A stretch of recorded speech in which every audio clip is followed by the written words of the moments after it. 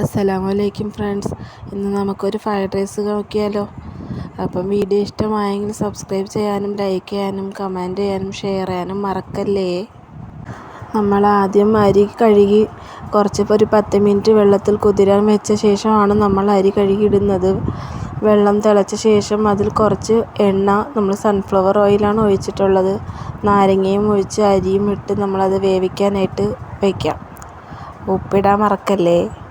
ഇതാണ് അതിൻ്റെ പരുവം കേട്ടോ. ആ രീതിയിൽ വെന്ത ശേഷം നമുക്ക് വാർത്തെടുക്കാം. അതിന് ചോറ് വെന്ത് പോകാതെ നോക്കണേ.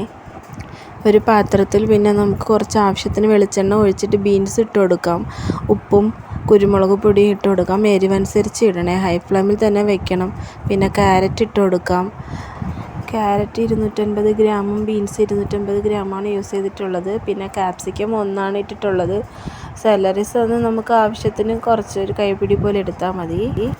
സോയാ സോസ് നമ്മൾ ഇതിൽ 3 സ്പൂണാണ് ഒഴിച്ചിട്ടുള്ളത്. അല്ലാതെ നമ്മൾ എഗ്ഗ് ബീറ്റാനായിട്ട് നമ്മൾ അതിലും കൂടി ചേർത്തിട്ടുള്ളതുകൊണ്ട് ഇതിൽ കുറച്ച് യൂസ് ചെയ്തിട്ടുള്ളൂ.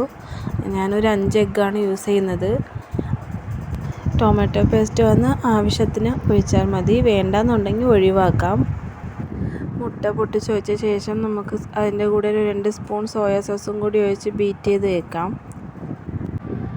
ചട്ടിയിൽ എണ്ണ ഒഴിച്ചിട്ട് നമുക്ക് മുട്ടേനെ ചിക്കി വയ്ക്കാം.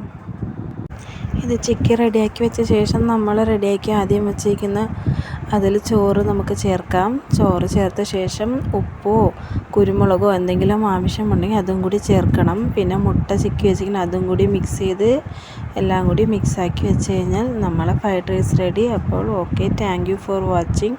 സബ്സ്ക്രൈബ് ചെയ്യാൻ മറക്കല്ലേ. സപ്പോർട്ടും ചെയ്യാൻ മറക്കണ്ട കേട്ടോ.